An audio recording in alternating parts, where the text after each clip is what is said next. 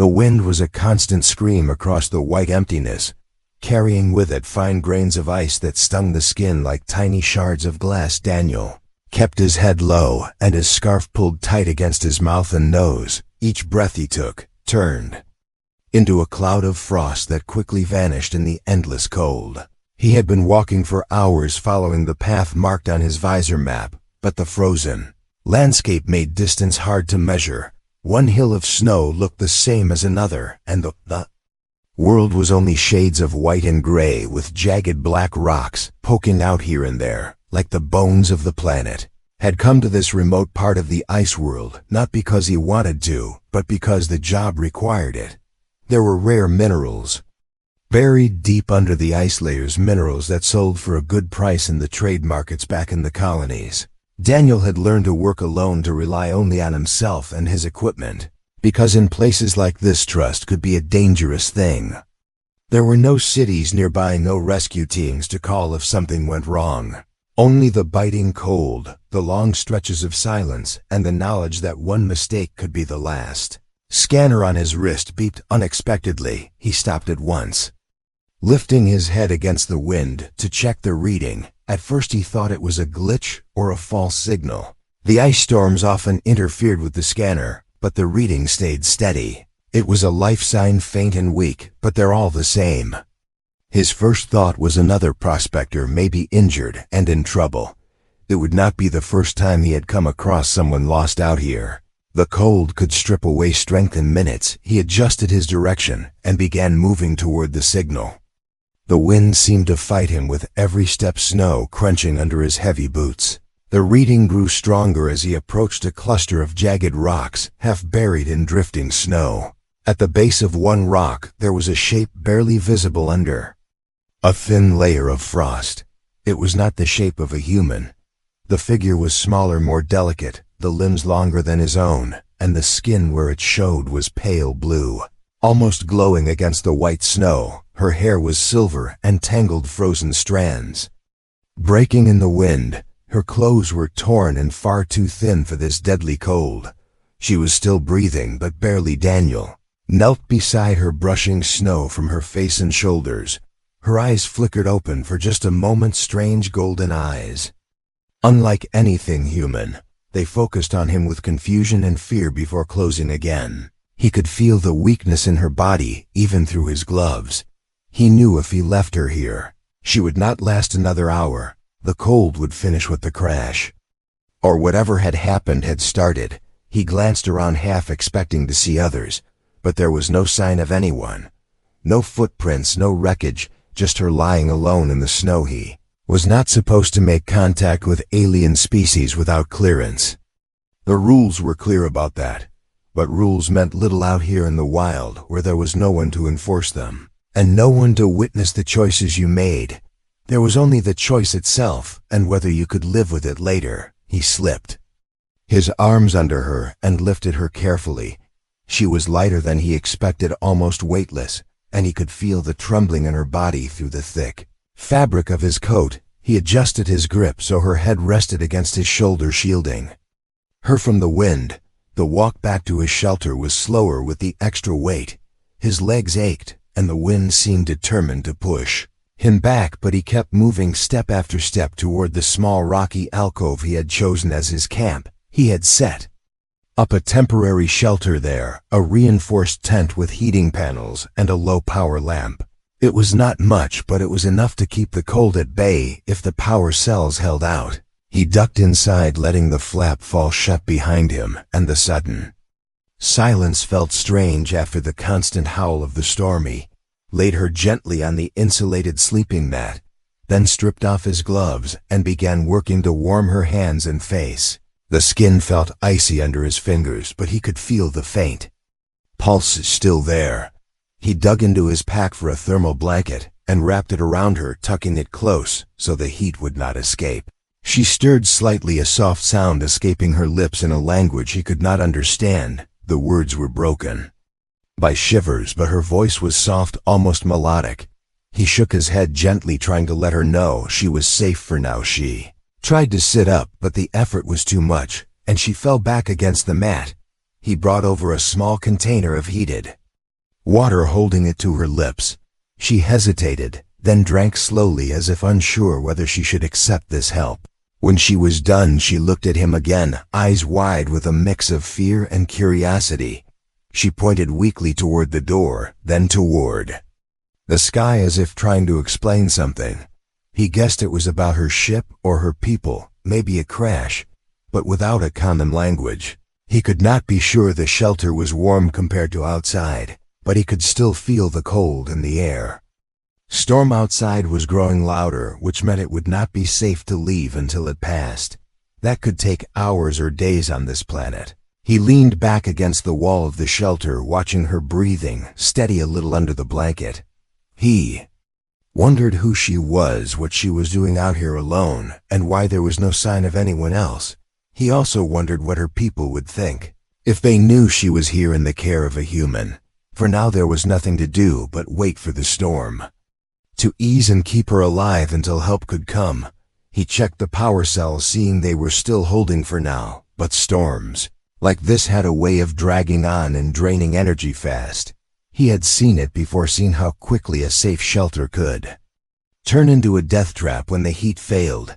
He did not know yet how far he was willing to go to keep her alive, but as he glanced over at her again and saw the faint rise and fall of her chest, he had a feeling he already knew the answer. The wind outside beat against the shelter like a living thing, searching for a way and carrying with it the sharp bite of frozen air and the low roar of snow shifting across the landscape.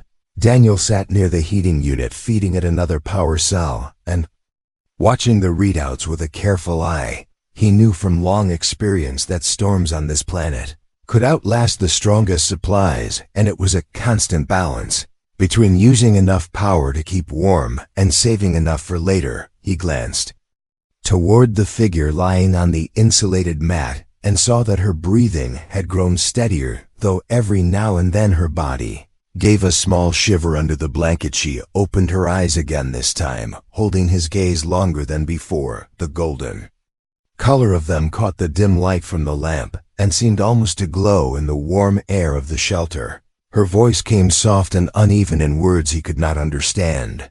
She tried again with different sounds, but still they meant nothing to him. He shook his head slowly, raising his hands to show he did not know her language. She sighed faintly and lay back, though her eyes kept studying his face as if searching for something familiar or trustworthy. Daniel had met other alien species before, during trade runs and exploration contracts, but never one quite like her. Her features were fine and sharp, with a strange beauty made even more striking by the contrast of her pale blue skin against the dark thermal blanket. Her hair, though tangled, still caught the light with a silver shimmer that reminded him of the frost on the rocks outside.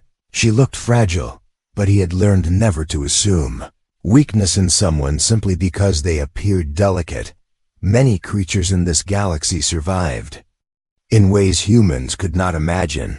He took out a small ration pack and warmed it near the heating unit, opening it so the scent of hot food filled the shelter. Her eyes flickered toward it, and for the first time he saw a hint of hunger in her expression.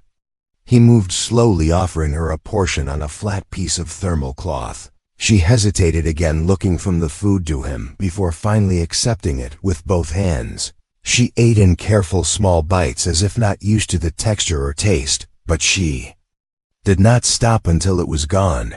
He took this as a good sign. Once she finished, she looked around the shelter, her gaze resting on his gear and tools. She pointed at one of his scanning devices, then made a motion of something falling from above, followed by a sharp sound like an explosion. Daniel guessed she was trying to describe a crash, maybe her ship. He nodded slowly, then took the device and brought up a simple map display of the surrounding area, showing the last hour of environmental readings. He pointed to a spike in temperature and pressure about 10 kilometers away, which had been followed by unusual seismic activity. It was not much, but it could match the impact of a crash in the snow. She leaned closer, studying the map with an intensity that told him she understood at least part of what he was showing. The storm outside gave a sudden howl that made the walls of the shelter tremble. She flinched at the sound, her hands gripping the blanket tightly. Daniel had felt the same fear during his first winter storm on this planet. The noise alone could make you believe the entire world was about to tear itself apart. He reached for the thermal blanket and adjusted it around her shoulders, letting his hands rest briefly on her arms to reassure her. She looked at him again, and this time the fear in her eyes was mixed with something else, something softer that he could not quite name. Hours passed with the storm showing no sign of easing. Daniel used the time to check his supplies and equipment while the alien girl watched quietly. Sometimes she asked questions in her language, pointing at items or making gestures. When she pointed to the water recycler, he showed her how it condensed and filtered moisture from the air. She smiled faintly at that, a small brief thing, but real. He found himself wondering about her homeworld, what kind of place had shaped someone like her, and whether warmth was something rare there, or only rare in the icy wilderness they now shared. When the heating unit gave a low warning tone, his attention snapped to the readout. The power level was dropping faster than expected. The cold was drawing more heat from the shelter than normal, which meant the storm outside was even worse than it sounded.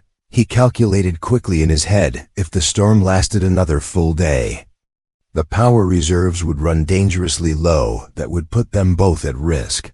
He knew of an abandoned supply station only a few kilometers away, but reaching it in this weather would be close to suicide. Still, the thought of sitting here while the heat bled away was even harder to accept. The girl must have noticed the change in his expression, because she tilted her head and spoke softly in her language. Again, as if asking what was wrong, he pointed to the heating unit, then mind shivering and closing his eyes, hoping she would understand the danger. Her eyes widened and she shook her head slowly before glancing toward the shelter entrance, as if she knew what he was thinking and did not like it. Night came, but on this planet it meant little more than the sky darkening slightly beyond the storm clouds. The cold deepened, and the sound of the wind grew heavier, like the constant roar of the sea. Daniel checked on the girl one more time before pulling his coat closer around himself. He thought about all the times he had been alone in places like this, relying only on his own skills to make it through. He had always believed that was the safest way to live, but now he found himself sharing his small space, his supplies, and even his silence with someone entirely unknown, and it felt different than he had expected. She drifted into sleep, her breathing slow and steady, and for a moment, Daniel simply watched her, the way her hair lay across the blanket, the way her hands curled lightly near her face. He realized she had trusted him enough to close her eyes and rest in his presence, something he did not take lightly. He leaned back against the shelter wall, listening to the storm, and knowing that come morning, he would have to make a choice about the supply station. The heat would not last forever, and neither would they if they stayed here too long. When morning came, there was no soft light to break the shadows, only the same heavy gray of the storm pressing against the walls of the shelter. The wind still howled, and the snow still lashed across the frozen wilds, as if the night had never ended. Daniel woke to the sound of the heating unit humming at a lower pitch than before, a reminder that its energy was slipping away. He sat up and checked the readout, confirming what he had feared. The power was down by another 12% in only a few hours. If the weather did not calm soon, they would be facing dangerous cold. The girl was awake already, sitting with the blanket wrapped tightly around her shoulders. She was watching him quietly, as though trying to read his thoughts. Her golden eyes were sharp, but not unkind. She spoke again in her own language, soft words that carried a question in their tone. He shook his head slowly and pointed to the heating unit, then held up 2 fingers to show how many days of warmth they might have left. She followed his gestures closely and then looked toward the shelter entrance before meeting his eyes. Again, there was an understanding there, even if they could not share the words. Daniel unsealed a pack of dried fruit and offered her some. She accepted without hesitation this time, her hands brushing against his as she took it. The touch was light, but it sent a small jolt through him, not of shock, but of something he could not name. She ate slowly while he prepared a small pot of heated water for them both. The steam curled into the cold air, filling the shelter with a faint warmth beyond what the heater provided. They drank in silence, but it was not an uncomfortable silence. It was the kind that made the small space feel safer, as if they were both part of the same fragile bubble in the middle of an endless frozen world. After they finished, she shifted closer and reached out to touch the heavy coat he wore. She seemed curious about the material, running her fingers over it, and then pointing to her own torn clothing. Daniel understood she was showing him the difference between their preparations. She had not been dressed for this environment, which meant whatever had brought her here had not gone to plan. He pointed to her clothing and made a motion of repairing or replacing it, but she shook her head and pointed once more toward the outside, then toward the sky. He guessed she was thinking about her ship again, maybe the supplies she had lost with it. Storm gave another deep roar, and the walls of the shelter trembled just enough to make her flinch. She drew the blanket tighter and lowered her head. Daniel moved without thinking, sitting closer so his shoulder brushed against hers. The heat from his body seeped into her through the layers of fabric, and after a moment she leaned slightly toward him, as if realizing that the warmth was something she could accept. She looked at him again, and this time her expression was softer and less guarded. He wanted to tell her that warmth was not only in the air around them, but in the choice to share it. That survival in a place like this meant trusting someone enough to let them close, but he had no words she would understand. So instead he took her hands gently between his own and rubbed them to bring back circulation. Her fingers were colder than they should have been, but she did not pull away. She watched him with an expression that carried both gratitude and a kind of quiet disbelief, as though she had never expected this from a human. The hours passed slowly, with the storm showing no sign of ending. Daniel used the time to show her some of his equipment.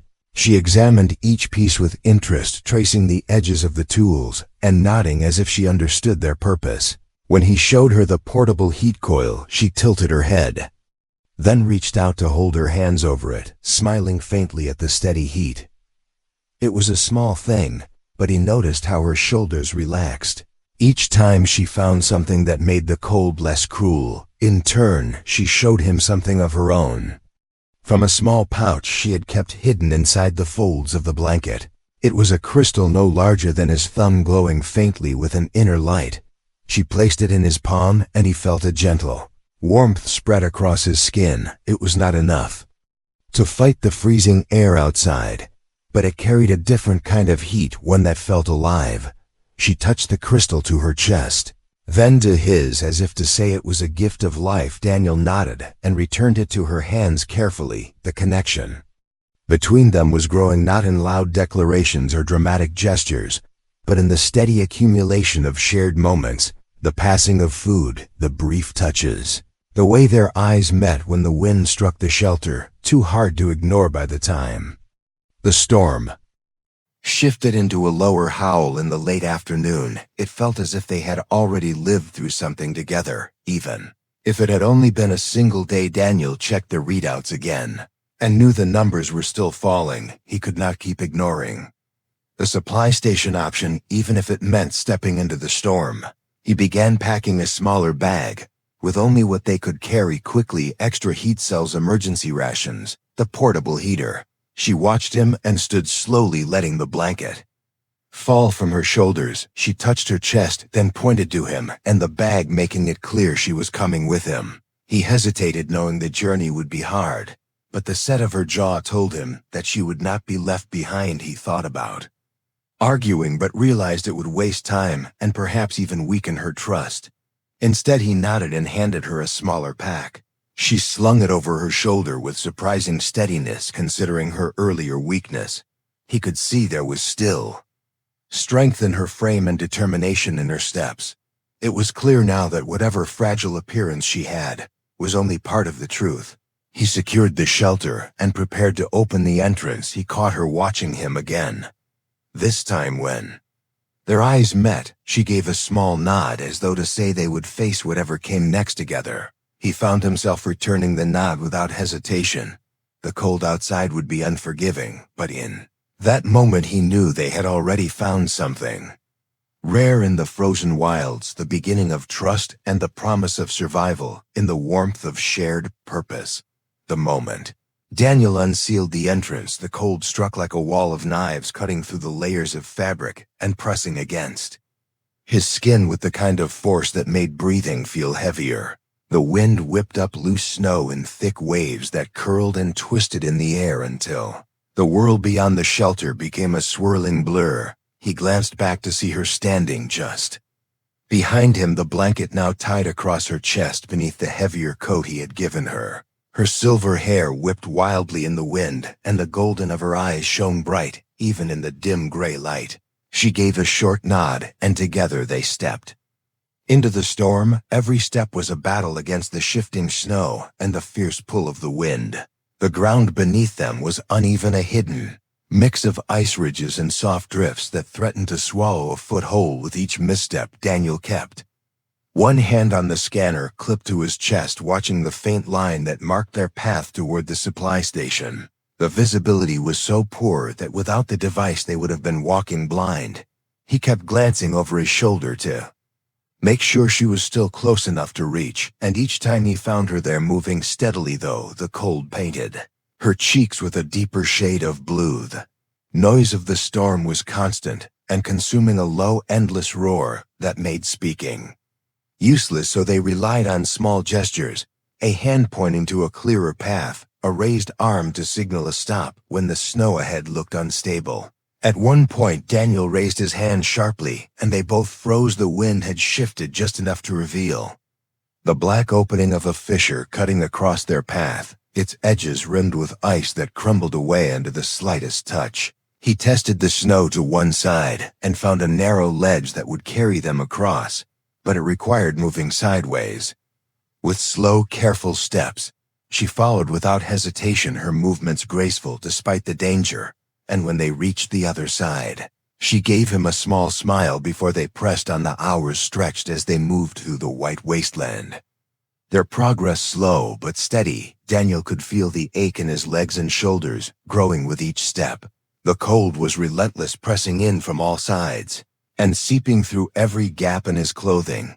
The heat cells in his coat were still active, but he knew they would not last forever.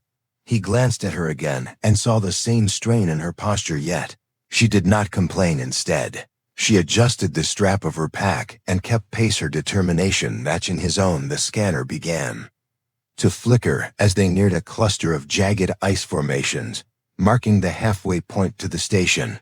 Daniel tapped the display and saw the signal strengthening, which meant they were still on course. The sight gave him a small burst of energy, and he pushed forward, weaving through the frozen spires where the wind screamed louder in the narrow gaps. Between the walls of ice, the air swirled unpredictably, sending sudden gusts that nearly knocked them off balance. Once a gust caught her mid-step, and Daniel reached out, instinctively gripping her arm and pulling her against him until the wind eased. She looked up at him with wide eyes before giving a quick nod of thanks and stepping back into the lead as if to show she could stand her ground. They left the ice spires behind and stepped out into a flat expanse that seemed to stretch endlessly ahead. The snow here was deeper and softer, and each step sank nearly to the knee. The effort of moving through it drained their strength faster, and the wind showed no mercy. Daniel could feel the cold creeping into his fingers despite the gloves, a sign that they would need shelter soon, even if only for a short rest.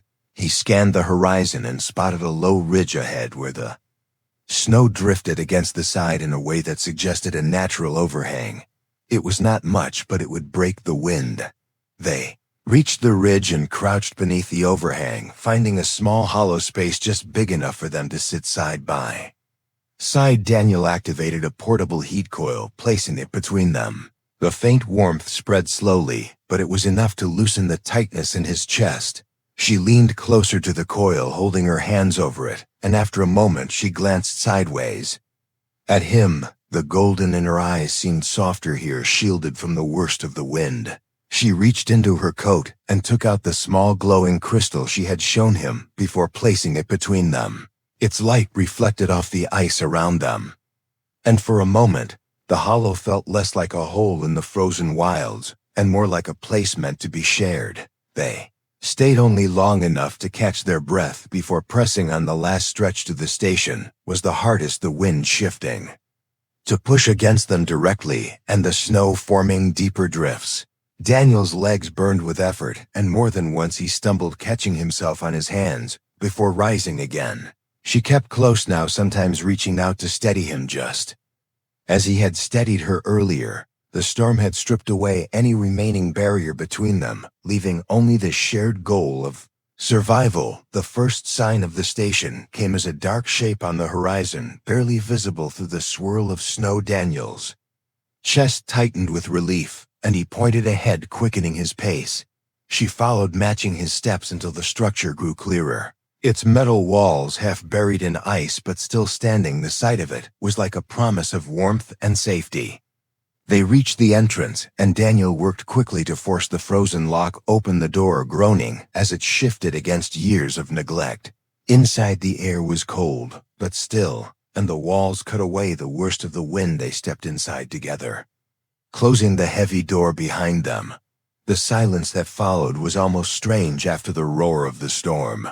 Daniel leaned against the wall for a moment, breathing hard before straightening and turning to her. She was looking around the dim interior with cautious hope, her hands resting on the strap of her pack. He could see the fatigue in her movements, but also the quiet satisfaction of having reached this point against the odds. They had crossed the heart of the storm, and they were still standing. The morning came with a sky painted in soft colors.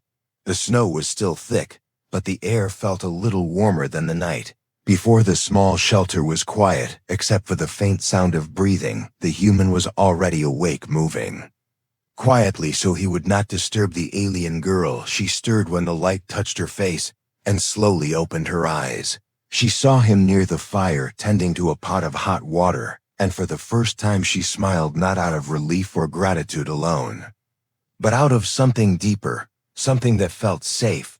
He turned when he felt her looking at him and asked if she was feeling better. She nodded, though her voice was still weak. She said she was warmer than she had been in many days. He offered her the steaming cup, and she wrapped her hands around it, feeling the heat travel into her fingers and all through her body. He told her they needed to leave the shelter and make their way toward the human outpost before the weather shifted again. The storm was not over yet, it was only resting. They stepped out together, moving carefully through the snow. The human walked ahead, breaking a path so she could follow more easily. Her legs were still unsteady, but she kept going because every step was closer to safety. The landscape stretched wide and silent around them. The frozen wild seemed endless, but the human knew where to go. He had learned the land and its dangers over the years. Along the way, she asked him why he had come out here in such a dangerous place. He told her he had been searching for supplies and saw signs of life in an area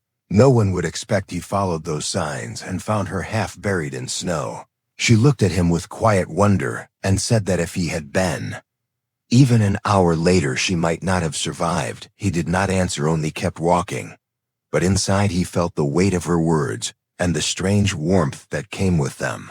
Hours passed and the wind began to rise again. He decided they should rest for a while under the cover of a frozen ridge. They shared the last of the dried food he had brought, and he wrapped an extra cloth around her shoulders. She told him about her world far from here, a place with skies of deep gold and mountains that sang with the wind. She had been on a journey when her craft failed and crashed in this cold planet. She thought no one would find her, much less a human. She did not know, but she had been wrong. When they started walking again, the land began to change. Small signs of human presence appeared, tracks in the snow, a piece of wood half buried under ice. Her steps became lighter as hope grew in her chest. Finally, in the distance, they saw smoke rising from the outpost. The human quickened his pace. She followed as best as she could, the sight of safety pulling her forward.